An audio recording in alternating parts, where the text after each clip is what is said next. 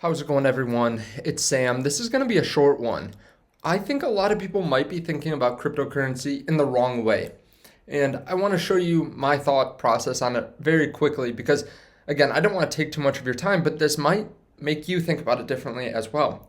If you guys don't mind hitting the like, subscribe button, I appreciate that. There's also a link down there to BlockFi. If you're outside the US, you can still get an interest rate. If you're inside the US, they'll give you up to $250 when you sign up and deposit. It's where I hold a lot of my crypto. So the crypto market down over the last few days, down on the 7 day, right? It's been bloody. It's been tough. The stock market itself is down too. We're down about 1.77%. Kind of interesting because Bitcoin's actually come up since this morning. So kind of an interesting thing when the stock market keeps on bleeding and crypto is coming up. And maybe part of that is because of what's happening around the world. And I just saw this article. I actually saw another YouTuber talk about it, but I thought it was quite amazing. So we know what's happening with the Canadian truckers, that the government is trying to freeze accounts, even trying to freeze hot wallets and stuff like that, trying to freeze their Bitcoin. So the Canadians are withdrawing money from banks as the government threatens to freeze accounts without the need for court order. This is not just the truckers. If you were there, would you feel comfortable with the government that is threatening to take your money from you? Also, their detainees will become members of a misconduct file where they can be banned from accessing certain types of employment, plus will be named as terrorists.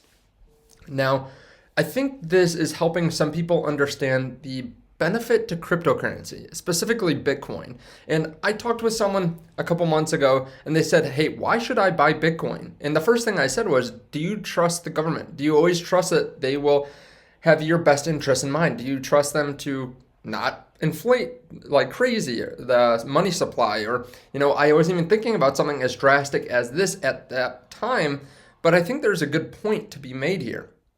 A lot of people think of cryptocurrency as the way to make a ton of money in a short period of time, right? A way to get a 10x or a 5x or even more than that. But what you don't always think about is the resistance to the government. And that's really what it was here for in the first place. It's not just a magic money printer that will give you 10x returns in a year or two.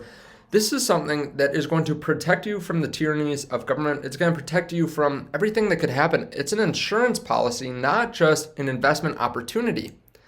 Just because, one way that I'm thinking about it is just because something is dangerous for some people, let's say Bitcoin is dangerous to some institutions right now, or some individuals, they think it's going to be really volatile, so they think it's a dangerous thing to hold on to, so they're selling it.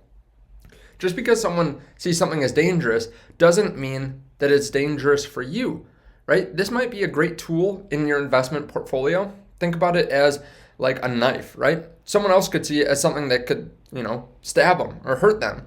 Someone else could see it as a tool to go hunt, right? And it can be a lot of different things for different people. So some people are going to see this as an opportunity to buy something that is actually resistant from the government. I think we won't necessarily see what this means and how many people are buying Bitcoin instead of, keeping their money in the Canadian banks. But if we start getting some metrics behind this, I think that will be really interesting. In this article, they talked about the amount of outages at these different banks. And I actually saw this on Twitter, but I didn't really put two and two together what this was from. I just kind of scrolled past it. But a lot of people are taking money out of the banks, and this might continue.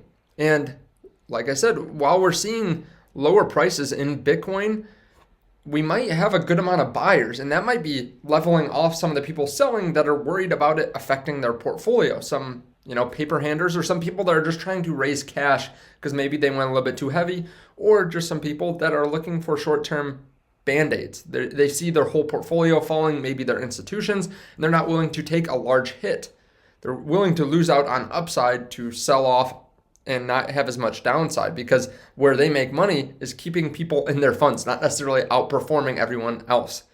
And right now, the downside, I think, is pretty low. I mean, imagine we fall back down to 29,000 like we were last summer, right? That's a 30% decrease.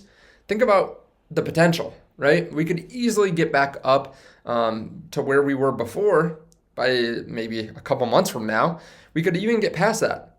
In the long term, this is as surefire a 10x or 25x over the next 10 years as any investment that I see. And I'm talking about Bitcoin specifically. Now, let me know your thoughts on this underneath the video. You can check out the link down below to BlockFi, and I will see you in the next video. Bye.